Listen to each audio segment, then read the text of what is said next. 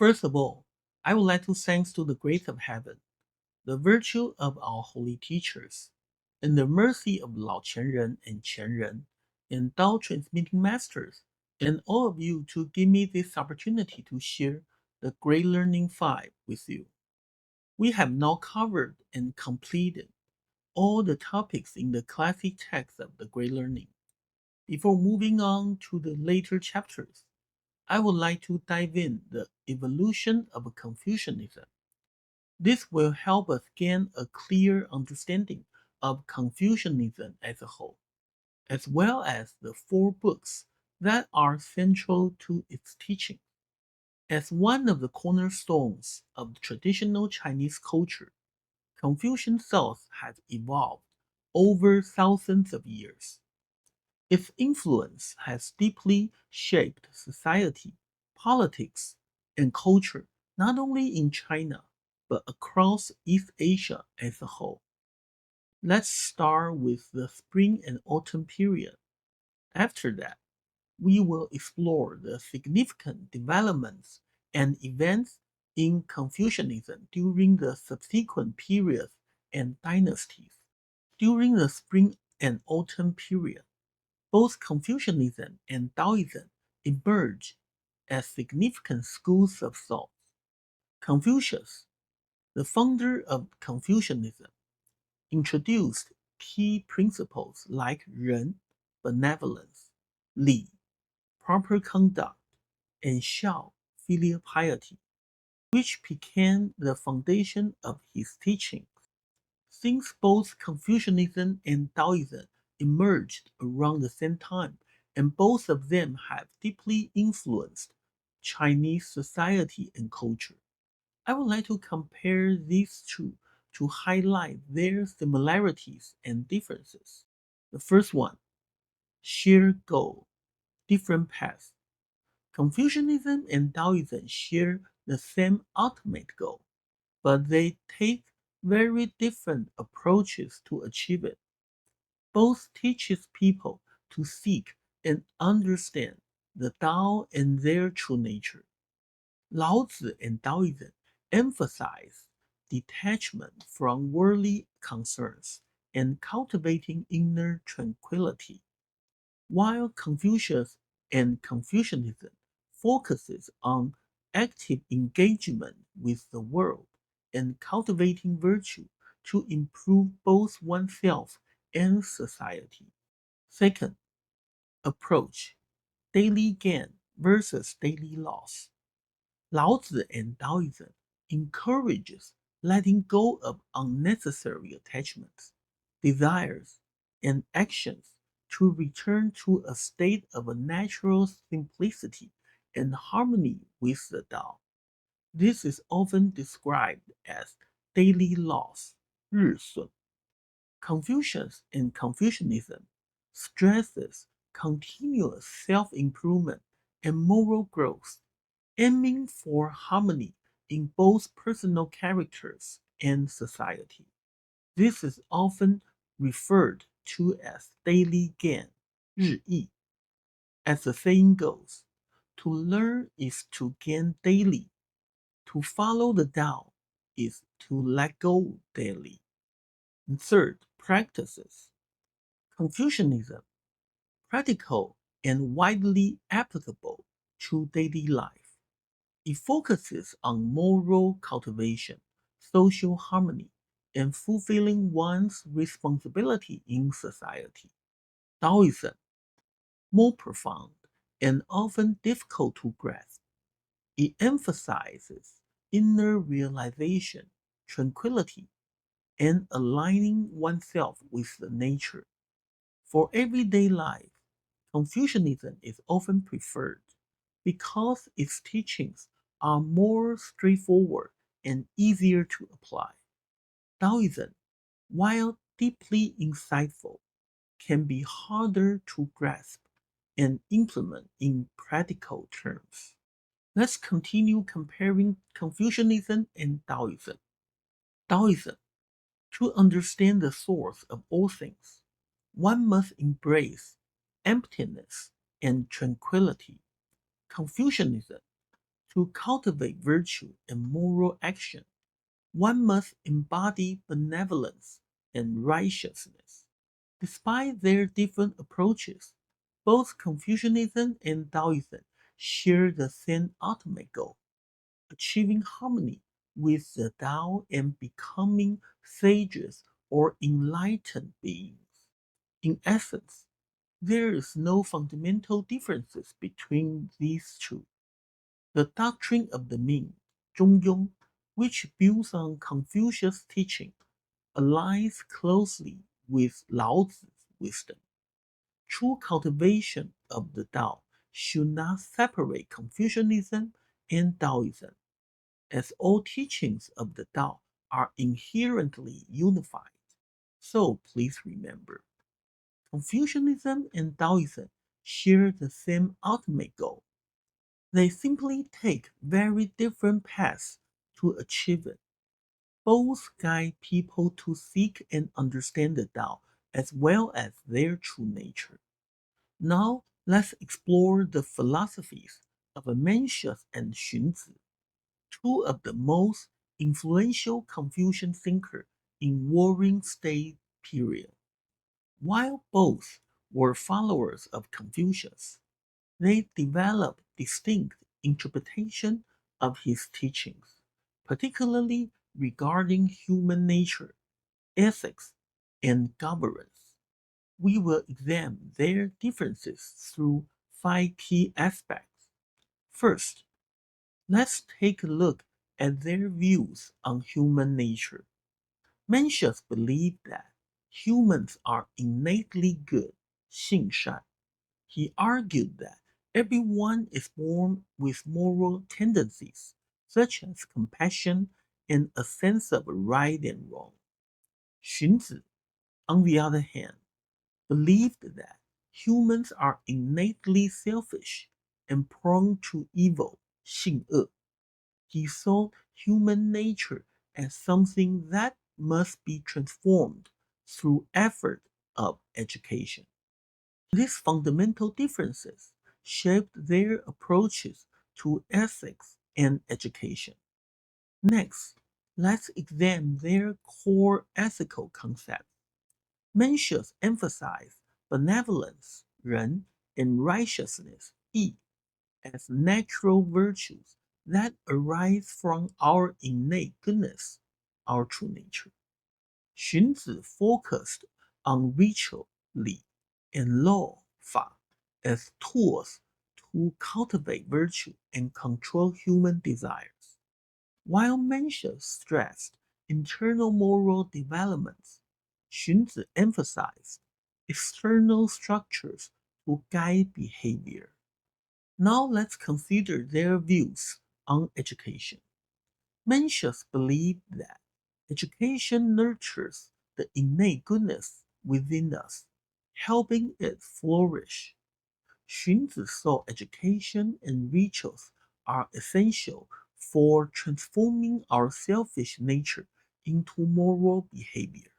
For Mencius, education is about awakening what is already there, our true nature. While for Xunzi, it is about creating something new. Let's turn to their political philosophies. Mencius advocated for rule by virtue, 德治, where leaders inspire their people through moral example and benevolence. Xunzi supported rule by ritual and law, 礼法并用, where leaders maintain order through structured systems and enforcement. Law is a form of enforcement. Mencius' approach is idealistic, while Xunzi's is pragmatic. Finally, let's examine their influence on Confucianism. Mencius emphasized idealism and moral intuition, shaping the more optimistic side of Confucian thought. Xunzi emphasized practicality and institutional frameworks, contributing to the development of Confucian governance. Together, their ideas represent the dual emphasis on moral idealism and practical realism in Confucianism. In summary, Mencius and Xunzi offered contrasting yet complementary perspectives within Confucianism. Mencius' belief in innate goodness and moral idealism balanced Xunzi's focus on transforming human nature through education and law. Their debates enriched Confucian thought and laid the groundwork for its enduring influence in Chinese philosophy and governance. During Mencius' time and the eras that followed, the idea of rule by virtue was not practiced. We cannot deny that Mencius' vision of ruling through virtue was highly idealistic. In reality, governing a country required rule by law, which was the approach advocated by Xunzi. However, when it comes to human nature, Mencius' theory holds true. Even though it is challenging to awaken people's conscience and true nature, and even though rule by law is necessary for running a country, everyone possesses a conscience and their inborn true nature. Mencius is regarded as the most important Confucian after Confucius himself.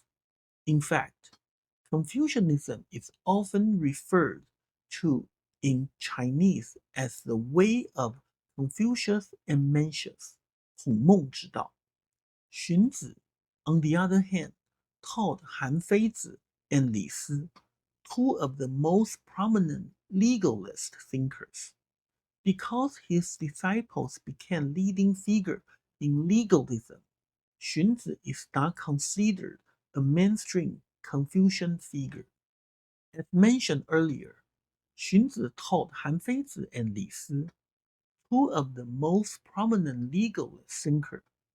Additionally, Mohism are influenced Confucianism during the Warring State period.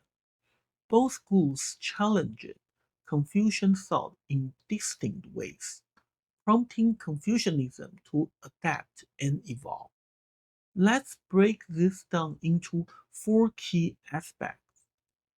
Core ideas. First, let's look at the core ideas of Mohism and legalism. Mohism, founded by Mozi, emphasized universal love, 兼爱, non-aggression, 非攻, and frugality, 节用. Legalism, represented by figures like Han Feizi and Shang Yang, focused on rule by law, 法治, statecraft, 术治, and power, 势治. These ideas stood in sharp contrast to Confucianism's emphasis on benevolence, ritual, and virtue-based governance. Challenges to Confucianism.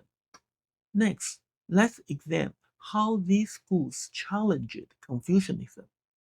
Mohism criticized Confucian's graded love, 差等之爱, arguing that love should be universal rather than hierarchical.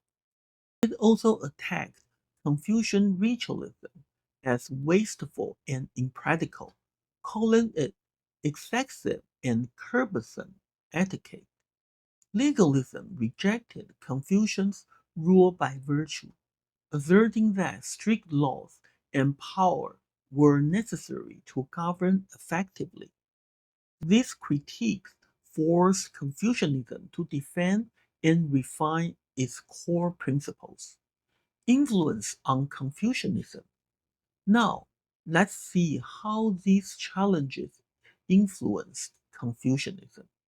Mohism pushed Confucianism to justify its ethical hierarchy and simplify its rituals, making them more practical. Legalism compelled Confucianism to incorporate legal principles, leading to the idea of combining rituals and laws. These influences helped Confucianism became more adaptable and resilient.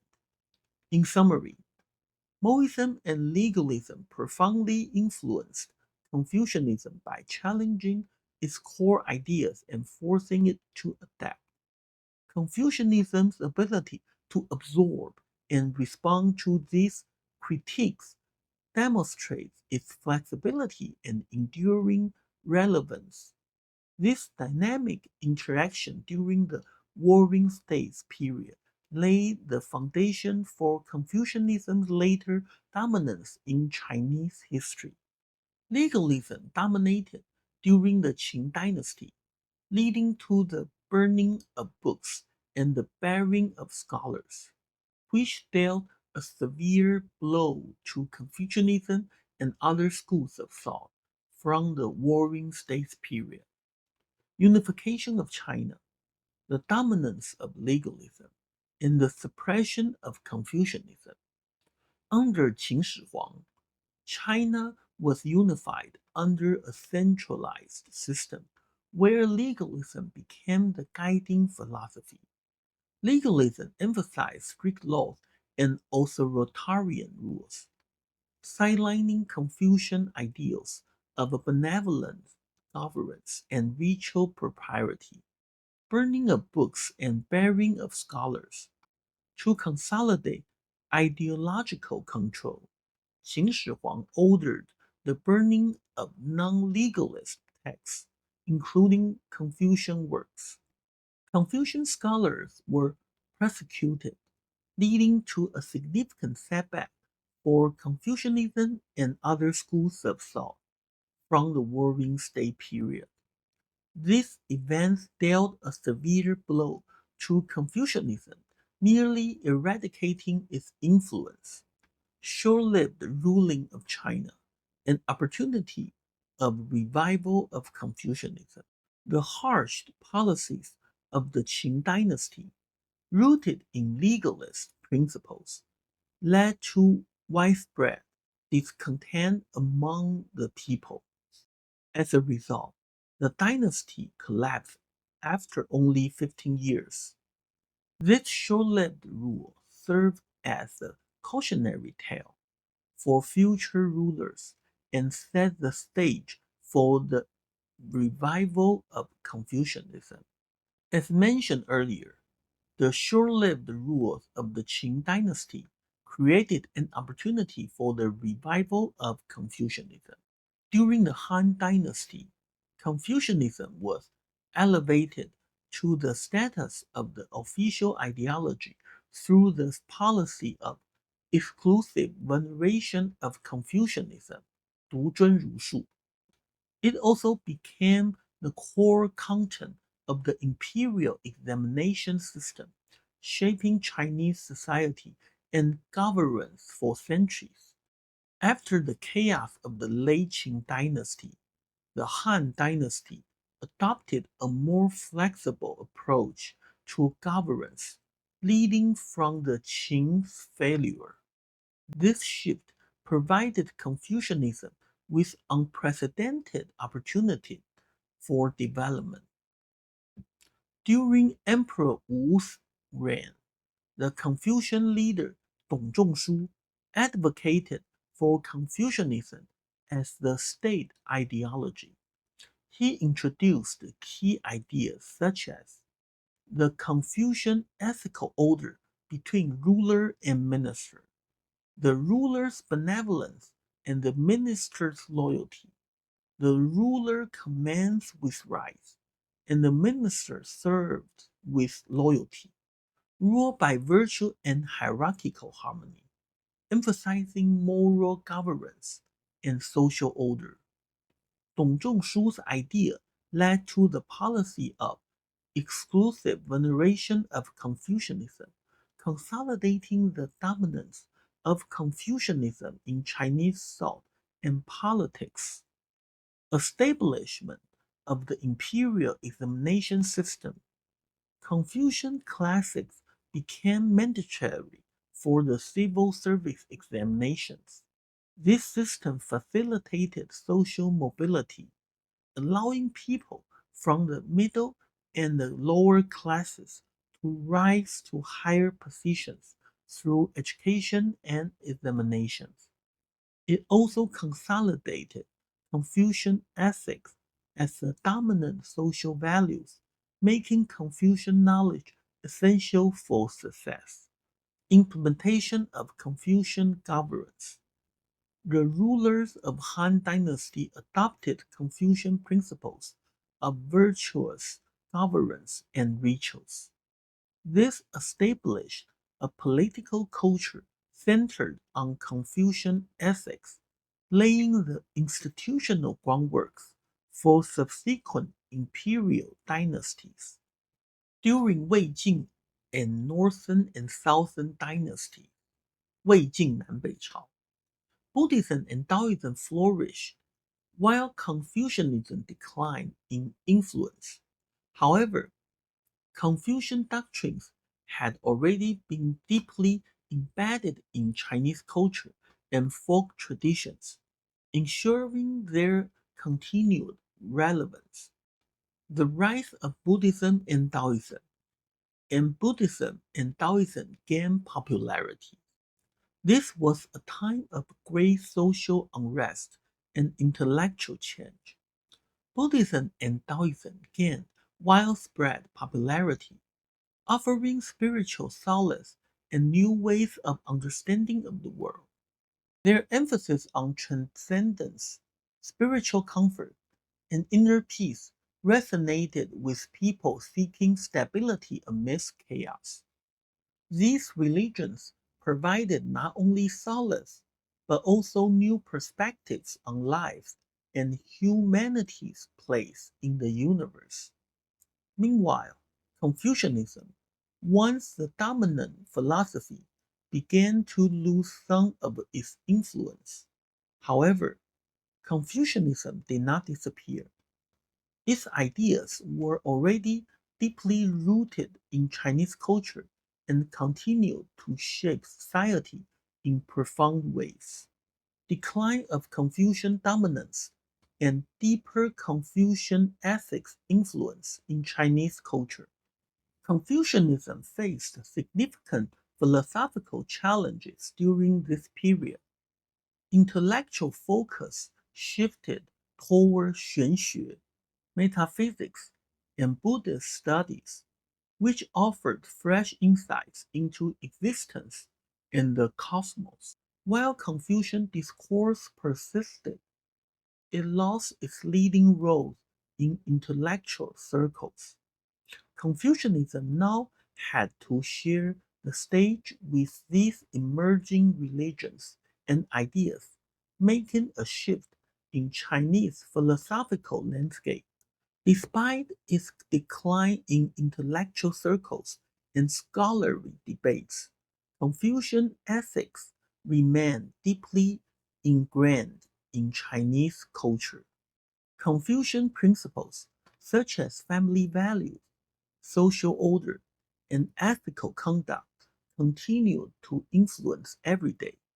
These values became part of the culture, shaping behaviors and custom across generations.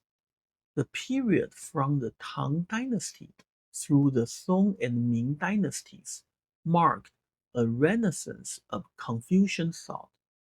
During this time, Confucianism underwent a significant revival and transformation, particularly through the development of Neo-Confucianism. Thinkers like Zhu Xi and Wang Yangming reinterpreted classical Confucian texts, incorporating metaphysical and ethical ideas from Buddhism and Taoism. This synthesis reinvigorated Confucianism, making it the dominant intellectual framework of the era. Neo-Confucianism profoundly influenced politics, education, and culture, consolidating Confucianism's role as the cornerstone of Chinese society. Its emphasis on the moral self-cultivation, social harmony, and the unity of humanity and heaven shaped the value and institutions of China for centuries to come.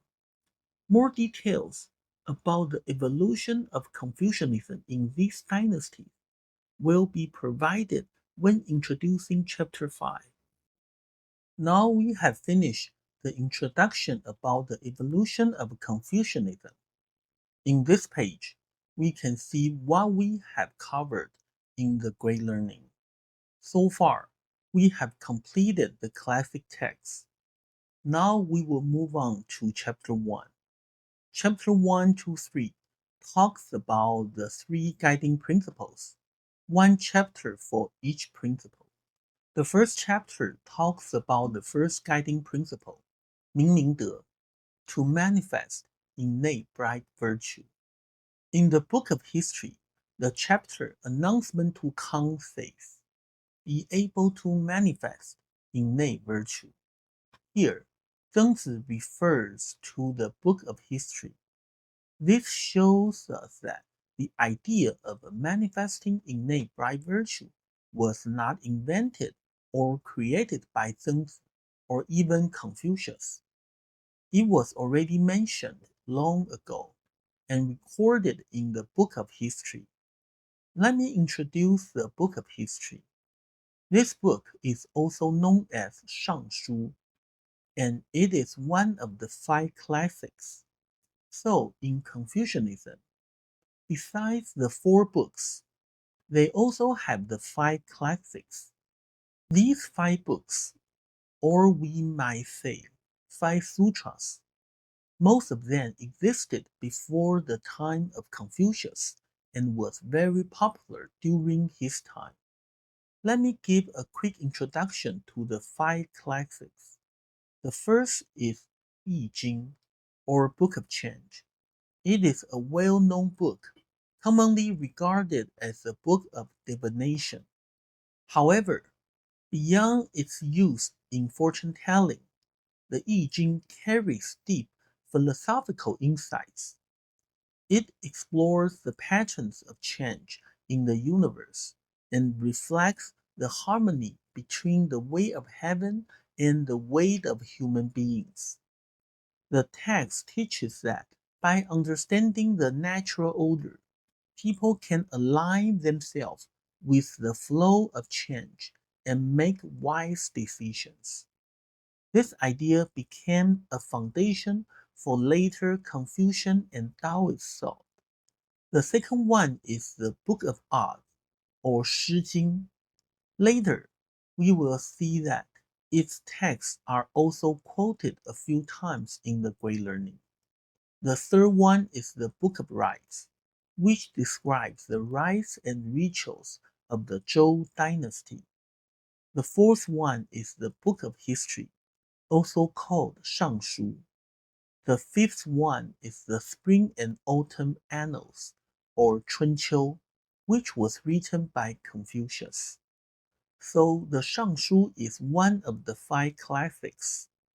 It contains rhetorical prose and political speeches by ancient Chinese rulers. Through these texts, we can see the political ideas of ancient China, especially how rulers governed through virtue. Here in the text, it mentions be able to manifest innate bright virtue. Who is Kang? Sometimes we call him Kang Shu. He was the younger brother of King Wu and the Duke of Zhou. After King Wu established the Zhou dynasty, Kang was still young. Later, when he grew up, he was assigned as a ruler, or called feudal lord, of a region called Wei. The announcement to Kang was written by the Duke of Zhou. It was like a royal address, or a speech to teach Kang Shu how to govern with virtue. The Duke of Zhou wanted to guide Kang on how to rule the land with virtuous governance, or we can say benevolent governance. So that is the background of his quote, be able to manifest innate bright virtue. On this page, We will briefly introduce some ancient figures who will be mentioned in this lecture. The first one, or the earliest one, is Emperor Yao. The second one is Emperor Shun. We often call them ancient sage kings. Let's look at the timeline. Emperor Yao lived about 4,400 years ago. Before him, we can trace back even further to Fuxi, a legendary figure known for creating the trigrams of the I Ching, Ba Gua. That's why we say China has 5,000 years of history. Emperor Yao was a great ruler, but when he passed away, he did not pass the throne to his son. Instead, he chose Shun, a man of great virtue. Shun did the same. Before he passed away, he passed the throne to Yu the Great. Yu later founded the Xia dynasty, which is the first dynasty in Chinese history. It was about 4,000 years ago. I won't go into details about each of them right now, but later, when their names appear in the text of the Great Learning, I will introduce them in more details. Yu the Great passed the throne to his son, but a few hundred years later, his descendant, King Jie of Xia, became a tyrant. Then Tang of Shang overthrew him and established the Shang dynasty, the second dynasty in Chinese history. This happened around 1600 BC, or about 3,600 years ago. Later, the last king of the Shang dynasty, King Jie of Shang, was also a tyrant. So King Wen and King Wu overthrew the Shang dynasty and established the Zhou dynasty, which is the third dynasty in Chinese history. Let me explain the founding of the Zhou dynasty a bit more. King Wen, Wen Wang, is considered the founder of the Zhou dynasty. However, he passed away before defeating the Shang. His son, King Wu, Wu Wang, led the army to overthrow the Shang and officially founded the Zhou dynasty. After King Wu passed away, his son was too young to rule, so the Duke of Zhou, King Wu's brother, acted as a regent. He helped to stabilize and build the ritual music system of the Zhou dynasty. In our Dao communities, there are former Eastern 18 patriarchs, 前东方18代祖. Among these 18 patriarchs, the first 11 belong to the Green Yang era, 青阳期. The first patriarch is Fuxi. The second one is Shen Nong. Emperor Yao, Emperor Shun, and Yu the Great are the 7th, 8th, and 9th patriarchs, respectively. The 9th patriarch is Yu the Great, Da Yu, the founder of the Xia dynasty. The 11th patriarch is Tang of Shang, Shang Tang, the founder of the Shang dynasty. The remaining 7 patriarchs in the former Eastern 18 patriarchs belong to the Ruiyang era, Hongyangqi. King Wen, King Wu, and the Duke of Zhou are all the 13th patriarch. The 14th patriarch is Lao Tzu, and the 15th is Confucius, and the remaining 4 are either Confucius' disciples or followers. The next sentence, chapter Taijia says, often examined, heavenly endowed, bright virtue. Chapter Taijia says, often examine the heavenly endowed bright virtue. Here, we see an emphasis on bright virtue, which is said to come from heaven. Let me quickly introduce Taijia. Taijia was the 4th king of the Shang dynasty and the grandson of Tang of Shang. In his early rule, Taijia failed. The minister Yi exiled him to a place to repent for about 3 years. During those 3 years, Taijia fully repented, understood his mistakes, and made corrections. Later, he regained the throne and became a wise and virtuous ruler. He is also regarded as the symbol of a moral redemption in Confucianism. The chapter, The Canon of the Emperor Yao, says, "Be able to manifest noble virtue." These three statements all emphasize the need to realize and manifest the innate bright virtue within oneself. So, in this chapter, Zhengzi refers to three sentences from the Book of History. All these sentences emphasize the importance of realizing and manifesting the truth. Now, I would like to give you a quick introduction to Emperor Yao. Emperor Yao was a legendary Chinese ruler. He is often praised as the morally perfect and intelligent sage king.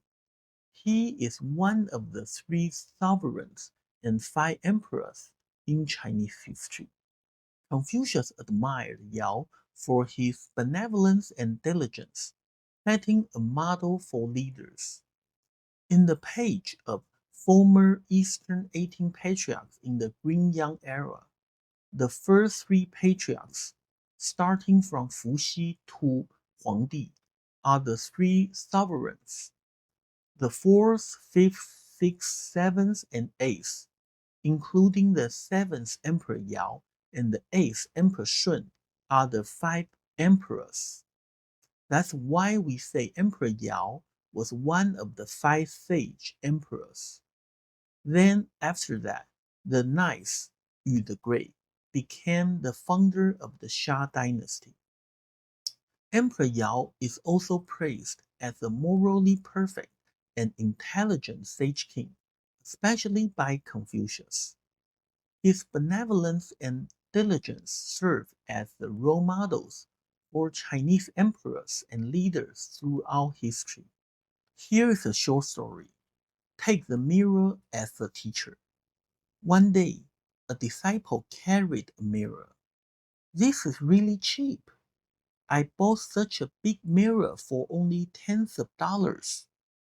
The master said, "Don't underestimate this mirror. It can be your teacher." "Oh, I wonder how this mirror teacher will teach me." Then the master said, "Can anything be reflected when you put in front of the mirror?" "Of course." "As the thing is removed, is there any shadow left in the mirror?" "How can that be?" Then the master said, "This is wisdom. This is to say that when things come, you should respond to them. When things go, you should let them go too. My disciple, can you respond when things come and forget immediately when things go?" "No, I can't imagine that. The mirror has such a great way. Is there anything else?" Then the master said, "There are so many. For example, when Confucius, Mencius, emperor, and noblemen come to look in the mirror, do you think the mirror will show better image because it is happy? No. When beggar or orphan come to look in the mirror, will the mirror show poor image because of disgusting? No. This is called no increase in the sacred, no decrease in the mundane. It is also called not happier when living with sage, and not more worried when living with ordinary people. Can you do it?" "No, I cannot." "Is there any more?" Then the master said, "When object A is looking in the mirror, will the mirror reflect on A and think of B at the same time? No. This is called seize the moment and settle your mind in one place. Can you do it? No, I cannot. What else? When the mirror reflects a red object, will the mirror also turn itself red? When it reflects green, will it also turn green? No. Although the mirror itself does not change color, it can still show red and green, right? Yes. What is this called? This is called responding without changing its own nature. Can you do it? Then the master keeps saying, the mirror reflects people, objects, water, and fire. But the essence of the glass itself remains unchanged. It is called the essence does not change, but always manifested into various forms. I see. I can't believe that such a small mirror contains so much truth. It is true that everything can be a teacher. Tao is everywhere, and everything can be a teacher. In the teachings of the Great Learning, we must first understand our true nature.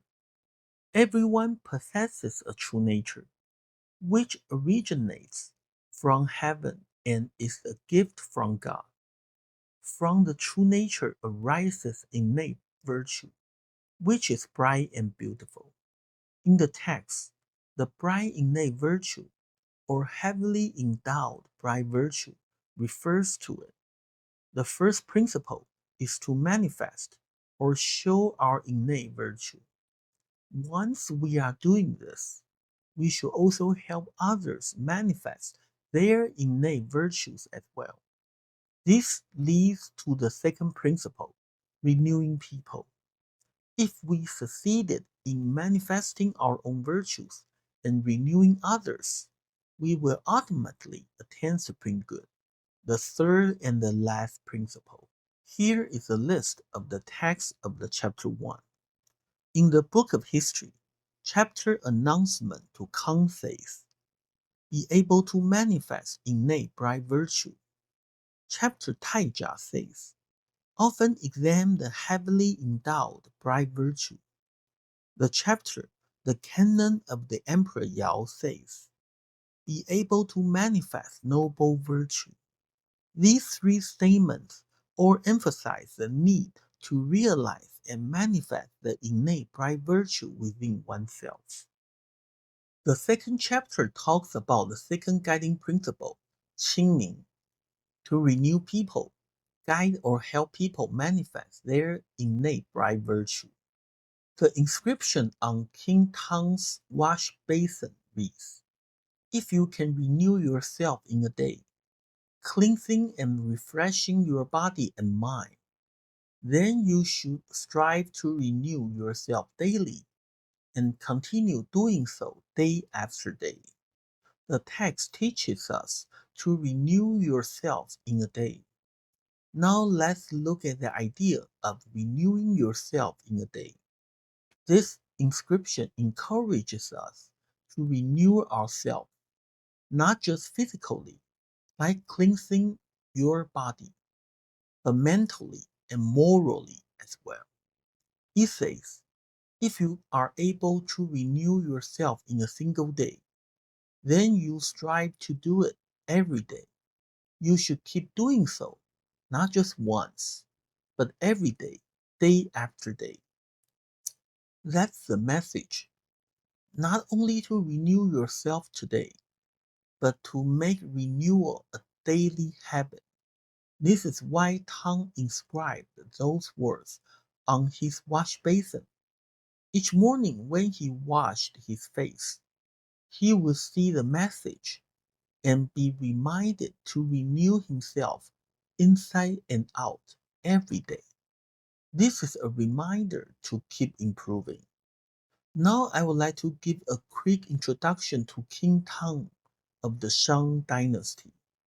He is the one who overthrew the last ruler of the Xia dynasty, King Jie. Jie was a tyrant, cruel and unjust. So Tang led a revolution against him. But here is the question. How could Tang overthrow his own king and not be seen as a traitor?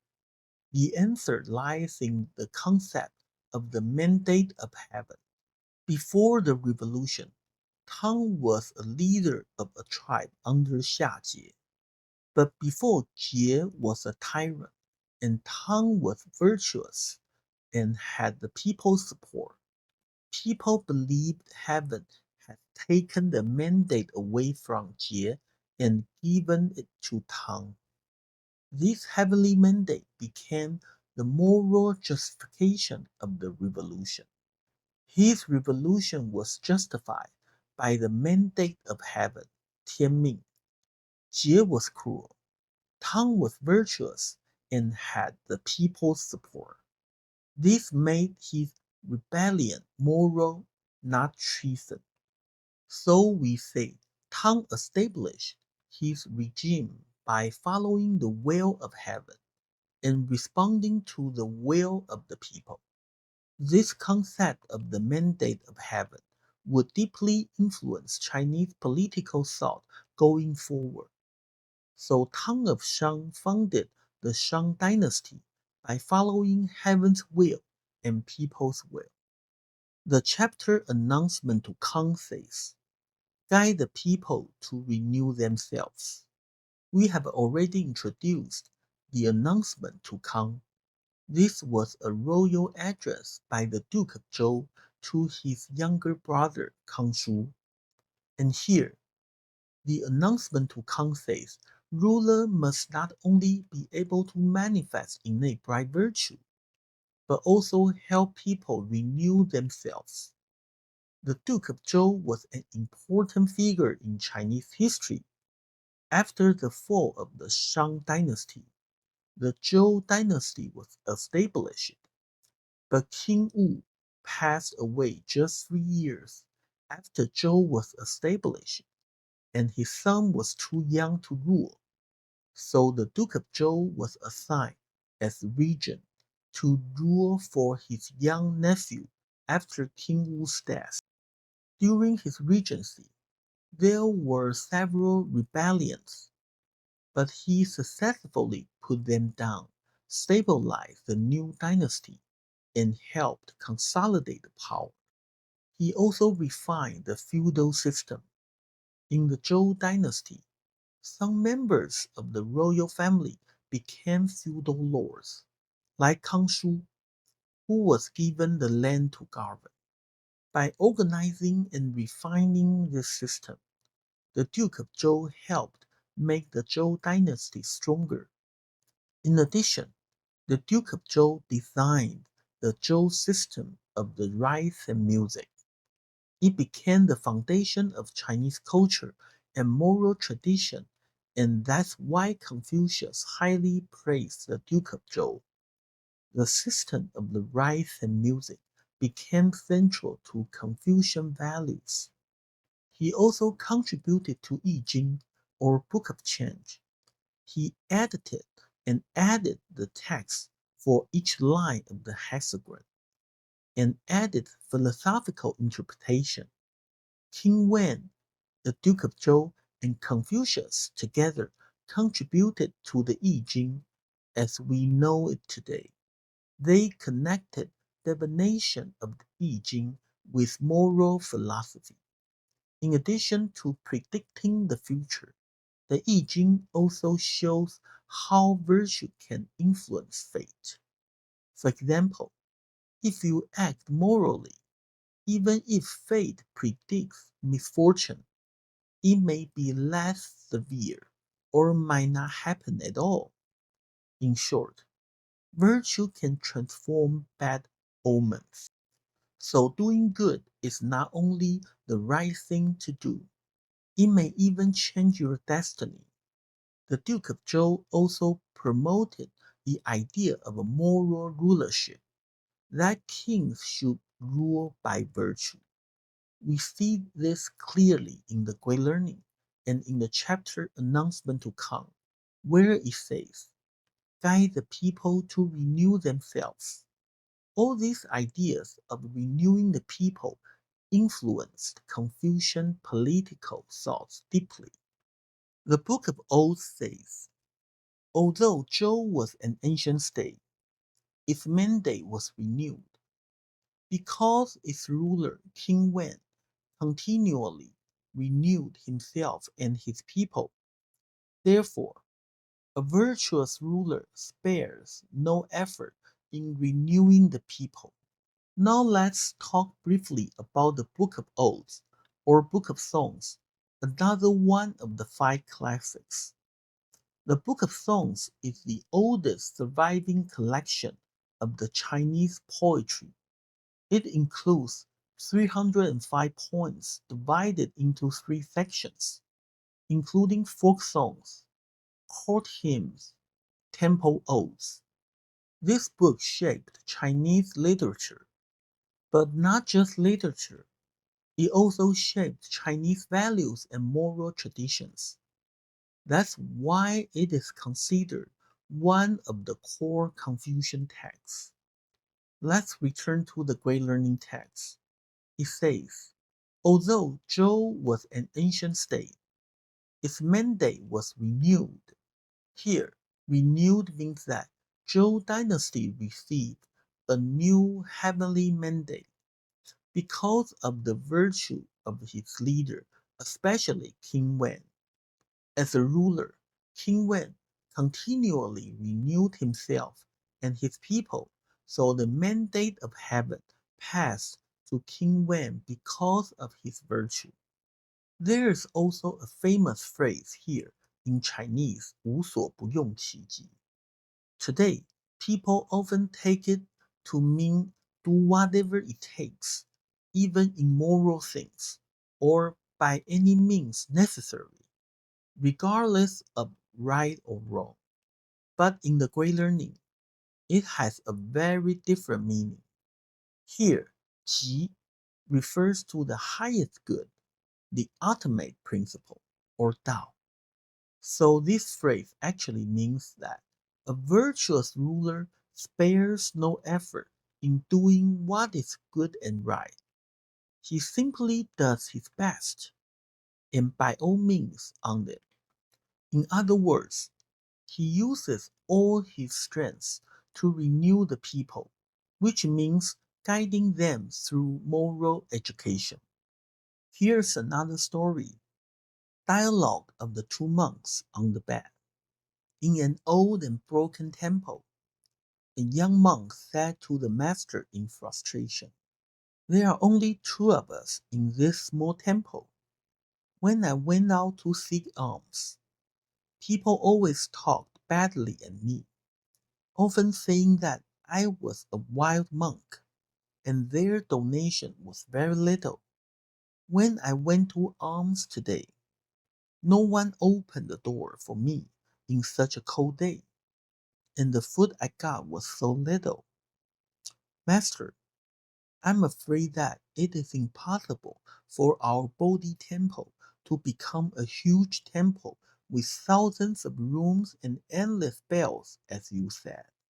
The master put on his cassock, said nothing, and listened quietly with his eyes closed. The young monk talked on, and finally the master opened his eyes and asked, the north wind is blowing hard, and it is freezing outside. Are you cold? I'm cold, and my feet are numb. The master said, why don't we go to bed earlier? The master and the young monk put out the light and got into the bed. About an hour later, the master asked, are you warm now? Of course, it is warm, just like sleeping in the sunshine.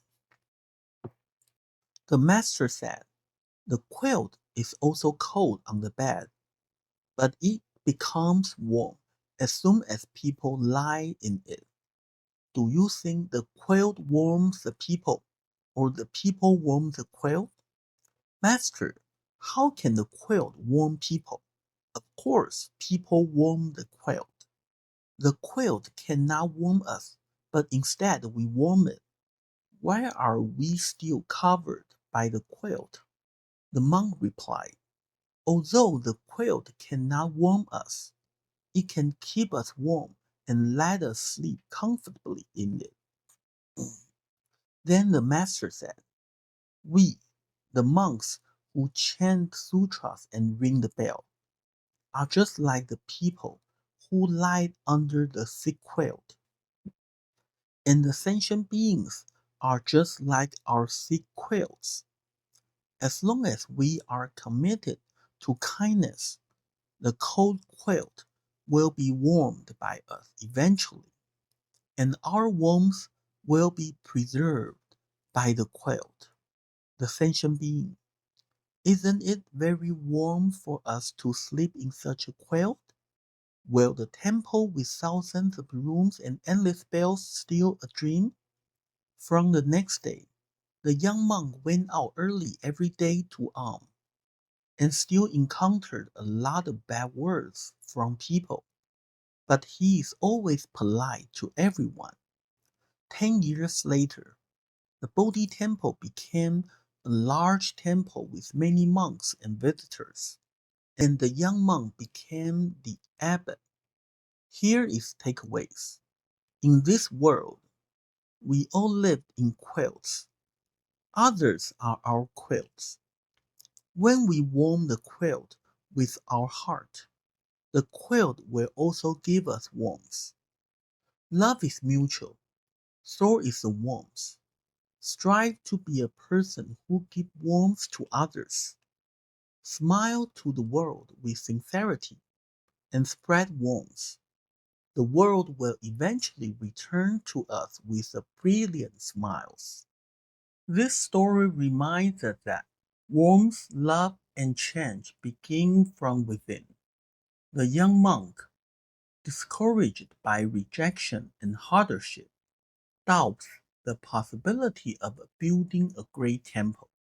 But through a metaphor about quilts, the master teaches a powerful lesson. A quilt is cold by itself, but it becomes warm when we lie in it. Though it doesn't give us warmth on its own, it preserves the warmth we give it. Likewise, people around us may seem cold and indifferent, but if we persist with sincerity, kindness, and faith, we can gradually warm them, and in turn, they will sustain and reflect our warmth back. The master compares monks to those lying under a quilt and sentient beings to the quilt itself. If monks continue to act with goodness, the coldness of the world will eventually be transformed by their warmth. That warmth will not be lost. It will be stored and shared. Over time, kindness spreads, and dreams once thought impossible, like building a grand temple, become reality. The message is clear. Be the one who brings warmth to the world, even if your efforts aren't immediately recognized. Keep showing up with love and sincerity. In time, the world will change because of you and offer its warmth in return. So, how does the ruler renew the people? Through moral education. Actually, the following doesn't apply only to education, it also applies to ourselves. It starts with eliminating evil, including bad habits and negative thinking. Then, it involves teaching people to do good, helping them improve their characters and cultivate virtue. From the perspective of the great learning, everyone has an innate true nature, our conscience. Moral education helps people return to that nature and manifest it in their lives. When more and more people become virtuous, society becomes harmonious. That is the ideal, outcome of the principle of renewing people in the Great Learning. In Confucian thought, this ideal is known as 底蕴大同, a vision of a world living in great harmony. And ultimately, this leads to the next step, attaining the supreme good. From an educational point of view, the first step is to teach people to eliminate evil, then do good. And through this process, we realize and manifest our true nature. The goal for society is 礼运大同, a vision of a world living in great harmony, while the goal for the individual is to attain supreme good. Here, I have a few more words for renewing people. In Buddhism, at first we enlighten ourselves, and then we enlighten others. Manifesting our innate virtue is self enlightenment, and it depends entirely on you. It is independent of others. Renewing people, on the other hand, requires us to interact with them in order to help manifest their virtues. Ancient saints and sages educated people and helped them understand the idea of true nature and the concept of Tao, and helped them manifest their innate virtue. They understand that everyone has true nature, everyone has Buddha nature, and everyone can manifest their innate virtue. Buddha can attain Buddhahood. Confucius can become a saint. Everyone can too. That's the idea of renewing people. Here is the overall text of chapter 2.